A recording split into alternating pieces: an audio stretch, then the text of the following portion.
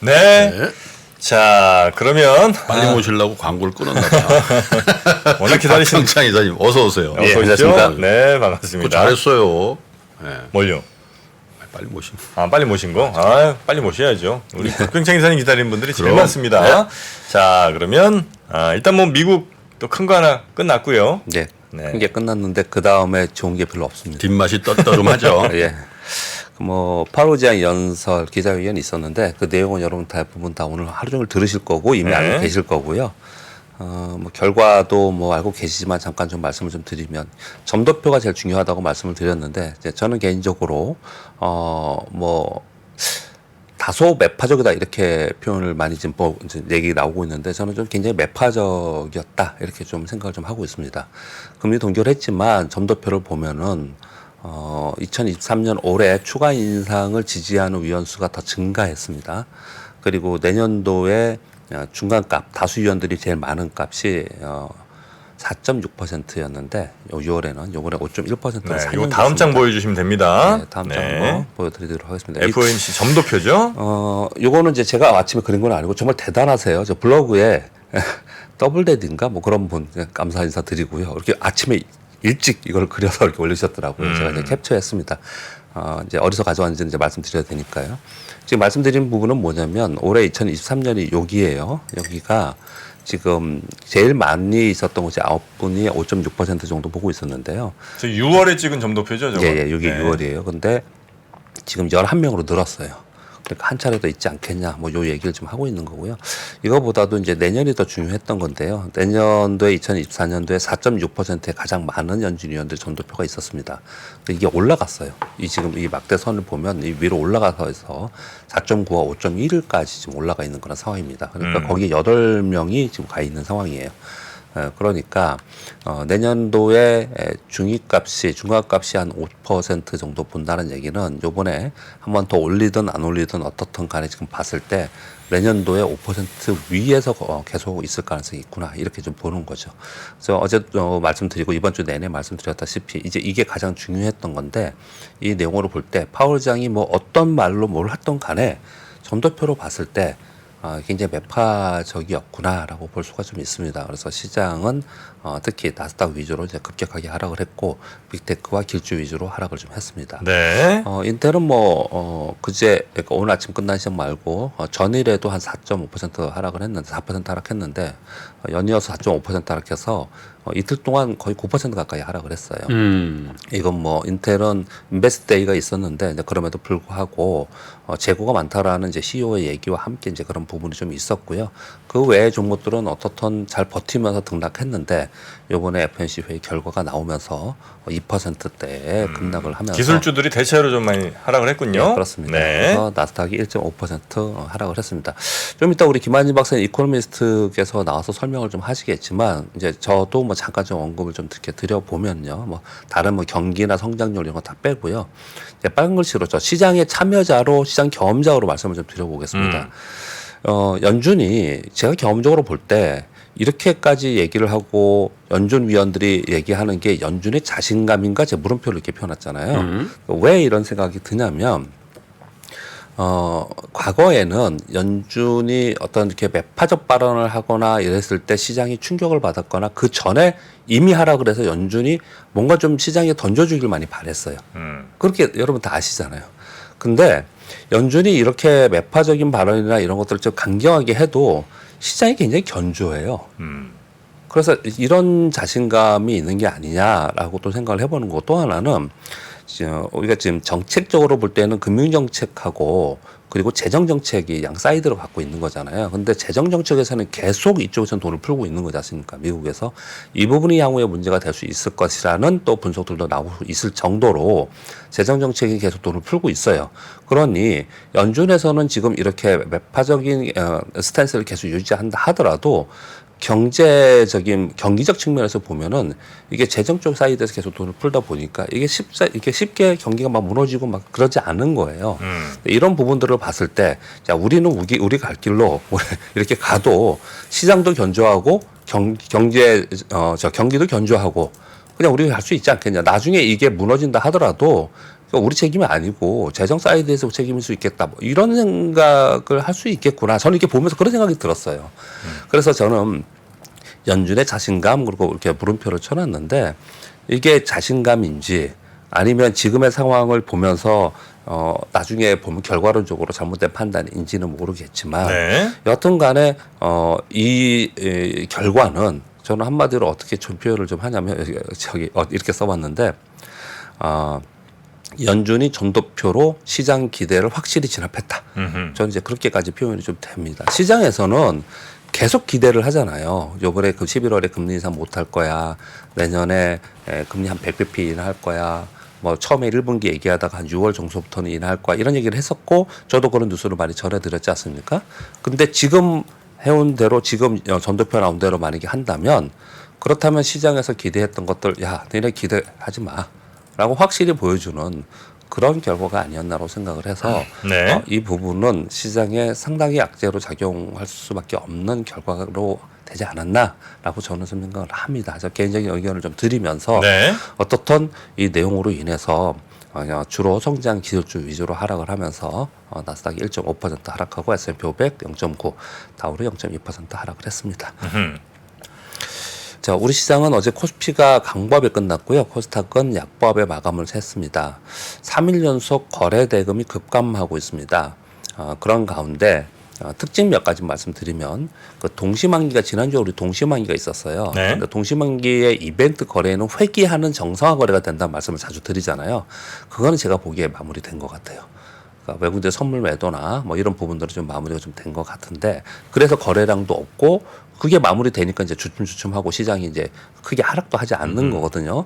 그런데 종목별로는 아직까지도 수급적으로는 계속 매물이 나오는 종목이 많이 나오고 있습니다. 네. 특히 연기금과 사모펀드 위주로 개별 종목의 매도가 계속 나오고 있는 상황이에요. 지금 연기금의 개별 종목, 특히 코스닥의 매도는 지금 꽤 오래됐습니다. 계속 매도가 나오고 있는 그런 상황이라서 거기에 휘말려 있는 종목들, 거기에 지금 대상이 되고 있는 종목들은 굉장히 좋지 않은 네. 그런 상황이 좀 되고 있습니다. 네, 그런 가운데 어제 코스닥은 그래도 에코프로와 에코프로팸이 이제 상승을 해줘서 이제 지수 방어가 좀 됐고요. 그리고 코스피도 지수 방어가 좀 된 거는 어제 현대차와 기아 그리고 현대모비스, KB금융, 하나금융, 금융주와 자동차주가 상승을 하면서 이제 방어를 했습니다. 그게 두 번째 특징이고요. 시장의 전반적인 흐름을 말씀 좀 드려보면 이런 거예요. 우리가 수개월 동안 저도 이 이제 타이핑을 하면서 항상 썼던 게 뭐냐면 2차 전지와 반도체와 그 중에 한번 이제 제약바이오도 있었습니다. 그래서 우리 청군 홍군 얘기까지 했습니다. 그리고 로봇이 있었고 AI가 있었고 이게 순환하면서 계속해서 상승을 해줬어요. 네. 그래서 이것이 순환하면은 시장은 괜찮다. 이것이 순환하면 시장이 무너지지 않고 계속해서 이쪽으로 이제 순환하면서 시장을 지탱하면서 종목 장세가 된다. 이렇게 시황을 가져왔었던 거거든요. 요즘 보시면요, 순환하면서 떨어지고 있습니다. 순환하면서 오르는 게 아니고 돌아가면서 떨어져요? 네, 돌아가면서 떨어지는 거예요. 이제 말씀을 드려볼게요. 반도체 먼저 떴던 종목들 한 30% 지금 하락을 했어요. 그리고 지지난주 수요일인가에서부터 2차 전지는 그 전에 먼저 떨어졌고 로봇 종목들이 고점 찍고 확 떨어져갖고 이거 되게 특이하다. 제가 설명을 드린 바가 있습니다. 어제 AI 종목들 아침에 플러스 시켜놓고 곧바로 매물 나오기 시작해서 마이너스 10% 15%까지 또 때렸어요. 아주 비슷하게 거래를 합니다. 아침에는 플러스를 만들어 놓고 그래서 거기서 때리기 시작했고 밑으로 이렇게 밀어내서 큰 음봉을 만들고 거래도 실리면서 이제 밀려나는 이런 현상이 나타나고 있거든요. 왜 이런가? 그들이 그렇게 거래를 하는 것을 이 극대로 해서 그렇게 할지는 모르겠는데 결론적으로 봤을 때 결과론적으로 봤을 때 이렇게 순환하면서 상승하는 게 아니고 순환하면서 매물이 나오면서 하나하나 때려 맞고 있다라는 거예요. 그래서 네. 이들이 순환하면서 시장을 지탱을 했는데 이들이 순환하면서 밀리고 있으니까 그러니까 전체 시장은 크게 하락하지 않았음에도 불구하고 종목별로는 사실은 거의 대부분 다 내려와 있는 상황이에요. 이 상황 속에서 그러면 이제 지수가 올라오면서 다시 선순환 구조로 가야 되는데 지수가 여기서 올라갈 수 있느냐? 이 부분은 또 이제 다시 또 논할 문제인 거고요. 그래서 어떤 맨 마지막에 이런 내용을 좀 써왔습니다. 그 종목을 가만히 봤더니 요즘에 좀 올라가거나 버티거나 아니면 그 와중에도 좀 혹시라도 1%라도 올라가는 종목은 기관 매수가 없던 종목들입니다. 기관 매수가 없던 예, 종목. 최근에 기관 매수가 없었던 종목들. 걔네들이 올라가요? 예, 그런 게 올라갑니다. 그러니까 이걸 우리 이제 증권가에서는 여의도에서 빈집이라고 표현을 많이 하는데 기관 매수가 없었던 종목들은 상대적으로 강세를 보대. 이 얘기 거꾸로 얘기하면 기관들이 최근에 사서 올렸거나 기관들이 가지고 있던 종목들 다 때린다는 거예요. 돌아가면서요. 왜 이럴까는 어제 말씀드렸듯이 이제 한 3개월 정도뿐이 안 남았는데 네. 뭔가 정리 매매를 하고 있는 느낌이 굉장히 강하다. 예, 그렇게 생각이 많이 들고 있고요. 시황이 나중에 이제 향후 전망이 안 좋아서 그럴 수도 있겠지만 전체 자기들이 가지고 있는 포트폴리오에 어떤 건 이익 실현하고 어떤 거는 그냥 가지고 있고 또 그 돈을 가지고 그냥 뭐 현금을 갖고 있지 않으니까 그 밑에서 있는 것도 좀 사고 빈집을 사고 이런 거래를 지금 하고 있는 것 같다. 그걸 만약에 우리가 이제 고르려면 기관들의 그 보유 비중을 봐야 돼. 아니, 그러니까 어떤 회사가 있으면 기관이 몇 프로 갖고 있다 이걸 봐야 되는 거야? 아니면 기관들이 얼마를 뭐 최근 6개월 안에 들어왔다 이걸 봐야 되는 거야? 최근 몇 개, 최근 20일 동안 기관 외국인 매수 종목, 최근 60일 동안 기관 외국인 매수 종목 이게 맨날 떠요. 네. 다 정리해서. 그러니까 걔네들이 지금 현재 많이 떨어지고 있다는 거죠? 예. 최근에 이 2차전지 반도체 로봇 AI 이쪽에 기관들이 샀던 것들 있잖아요. 네네네. 이런 종목들은 이제 기관 매도가 좀 나오고 있다라는 거예요. 지금 보시면 현대차, 기아, 현대모비스, K본 이런 기관들이 샀었습니까? 아니잖아요. 갖고 있지 않다라는 게 아니에요. 원래 가지고 있습니다. 비중은. 네, 근데 최근에 샀느냐? 예. 그런 종목들 위주로 이게 나오고 있어서 상당히 수급의 변화가 많이 변하고 있다라고 지금 말씀을 드릴 수가 있겠습니다. 네. 자, 이런 가운데 어떻든 지수는 크게 빠지지 않으면서 종목별로만 순환하면서 이러면서 어떤 건 오르고 어떤 건 내리고 그동안에도 선순환 됐을 땐 좋았다가 또 지금 악순환이 돼서 내려오고 그래서 뭐 힘들고 있는데 지금 오늘 새벽에 발표한 연준의 내용은 저는 확실히 한 악재로 좀 생각이 듭니다. 개인적인 생각은요. 시장에는 그럼에도 불구하고 연준이 11월에 금리 인상 안 할 거야. 그리고 내년에 생각보다 빨리 금리 인하 될 수 있어라고 아직도 보고서 지금 오늘 결과 나왔는데 지금 보고서 보시면 다 그렇게 얘기를 하고 있습니다. 근데 그건 시장의 기대였거든요. 계속 그 기대가 시장을 어떻든 탄탄하게 받치면서 가수고 있었던 건데 확실하게 좀 더 물론 이건 바뀝니다. 12월은 또 바뀌긴 하지만 네. 이번엔 확실하게 그것을 보여준 게 아닌가 생각을 들어요. 그럼 생각을 해보세요. 지금 환율 비우주적이죠. 악재로 받아들여야 되죠. 금리도 그렇죠.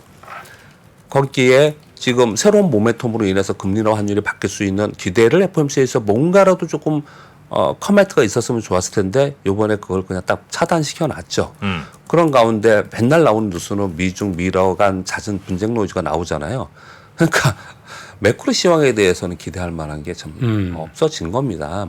그러니까 우리가 뭐 연휴 앞두고 있고 그리고 뭐 당분간 경계감이 있고 그래서 주춤주춤하고 하면서 실제로는 한 달 반 동안 빠졌습니다. 미국은 8월, 9월 빠졌는데 8월에는 반등을 굉장히 강해 주었고요. 이번 9월에 지금 빠져 있는 상황이고요. 우리나라는 7월 말 2차 전지의 7월 말에 이제 고점 찍으면서부터 그로부터 지금 한 달 반 동안 지금 하락을 하고 있는데 여기서 뭔가 좀 터닝하는 포인트를 찾아야 되는데 포인트가 그래도 혹시 FOMC에서 뭔가 좀 우리가 기대하는 것보다 좀 좋은 게 나올 수 있지 않을까라는 게 사실 어제 그저께 많이 뉴스가 나왔었거든요. 네. 근데 그렇지 않았습니다. 그래서 그 기대는 그냥 이제 접어야겠다. 접고 가야 되는 게 맞지 않나라고 이제 네. 시장이 많이 이제 생각을 하는 것 같고요. 물론 그걸 뭐 미리 준비하는 적도 있었겠죠. 그러면 이제 되게 암울하잖아요. 아무 기대도 없잖아요. 뉴스도 없고 이제 10월에는 뭐 FOMC가 있는 것도 아니고. 아, 저는 그걸 좋아합니다. 기대 수준을 낮춘다는 것 자체가 그게 전 시장의 아무것도 긍정적이다. 없잖아요. 예. 근데 이제 10월에 돼서 딱 하나가 더 하나가 있는 뭐죠? 거죠. 그게 이제 실적 시즌이잖아요. 실적. 네. 예. 실적 시즌에서는 시장이 전체적으로 움직이지는 않고요. 섹터 및 종목으로 개별 플레이가 됩니다. 그래서 대세는 이제는 너무 기대 말고 그냥 종목으로 볼 수밖에 없는. 왜 무슨 표현이냐면요. 대세가 좋으면 대세를 좀 따라서 갈 수 있는 거잖아요. 따라서 좀 이렇게 묻어갈 수 있는 거지 않습니까? 묻어가기 거래는 좀 어려워진 상황이고 아주 철저하게 종목으로 가야 된다. 그렇게 좀 시장이 좀 많이 변했다라고 생각합니다. 네. 자, 어려워진 거죠. 뭐 늘 어려웠어요, 근데. 쉬운 때가 한 번도 없었어요. 아무리 쉬운 적이 언제 있었어. 이게 지나고 나면 그때가 쉬웠구나. 네, 뭐 지난 지난달인가 지지난달에 조금 쉽다 그랬잖아. 아니 그 말은 이제 갈 늘 거 많이 그렇게- 오른다고. 말은 이제 그렇게 하는데 묻어갈 때라는 게 있잖아요. 묻어 갔었지. 아이, 테크닉스에다가 아니야 난 이건 뭐 이거는 그 2차 거짓말이라고 전지에다가 봅니다. 뭐 아니 그러니까 언제 한번 그 어떤 전문가도 아 지금은 묻어가는 장세예요. 그냥 아무거나 저 이렇게 대충 놓으시면 다 올라갈 겁니다. 이런 얘기 하신 건 난 본 적 없어요. 많이 봤는데. 아니에요. 에이, 없어. 정프로님이 네. 그거는 지금 지나니까 그렇게 말씀을 주시는 거죠. 그런 얘기. 가만히 생각을 해보세요. 네.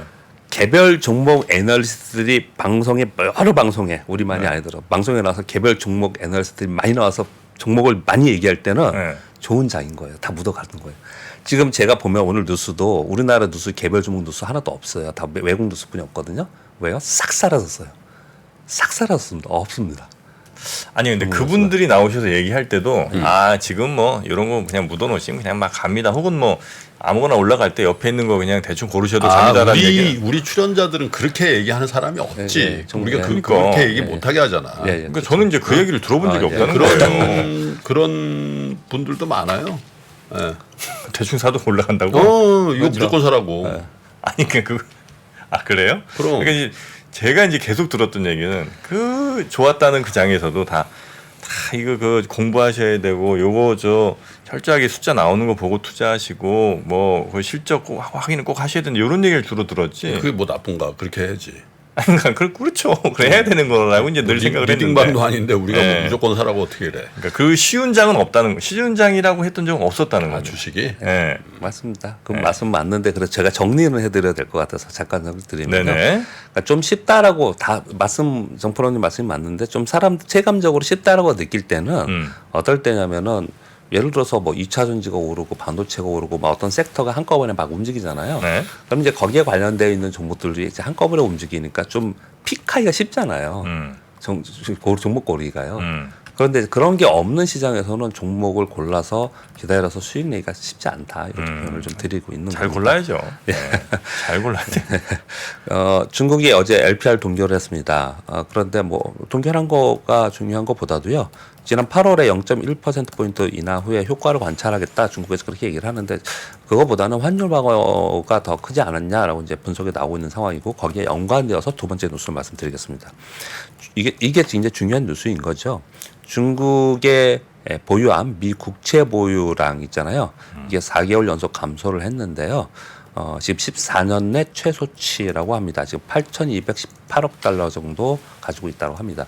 이게 왜 이게 지금 8천억 달러 가지고 있고 계속 줄어든 거에 더 신경을 많이 쓰냐면요. 이런 겁니다. 2009년도에 7,700억 달러였는데 2010년도에 1조 달러 넘었어요. 그리고 2022년 4월까지 무려 12년 동안 1조 달러 위에 있었습니다. 그래서 중국이 위험하다 어떻다 밖에 해도 미 국채를 가지고 있어. 그래서 미국하고 중국하고 뭐 어떤 막 티격태격 싸우더라도 이 중국이 워낙에 미 국채를 많이 가지고 있고 해서 이것 때문에 혈압 협상하고 막 이런 부분들이 계속 그동안에 있었습니다. 그런데 이게 본격적으로 작년부터 팔기 시작을 했고요. 그래서 작년부터 지금 7월까지 한 2천억 달러 정도, 1,914억 달러 정도 이제 매도를 했어요. 그래서 이렇게 줄어들어 있는 상황이고 지금 매도를 하고 있다라는 거예요. 그래서 이 이유에 대해서 중국 관영지에서는 미국의 불황전만 때문이다라고 얘기를 하지만 서방국의 전문가들은 그렇게 보지 않고요. 두 가지 이유를 봅니다. 하나는 우크라이나 러시아 전쟁 이후에 러시아 해외 자산을 동결했잖아요. 네. 그래서 달러 무기화에 대한 위기감이 중국에 있었다라는 것 하고요. 그보다 우리가 더 쉽게 받아들일 수 있는 내용은 맨 마지막 내용입니다. 중국의 국내 경기가 어렵잖아요. 지금 이 부분하고요. 위안화가 약세라서 계속 위안화 방어를 지금 하고 있어요. 그렇죠. 이 부분 때문에 계속해서 달러가 필요하고 그래서 이 부분이 계속 국채를 지금 매각하는 게 아니냐라고 하는 거거든요. 이거는 내년에 미국 대선도 있잖아요.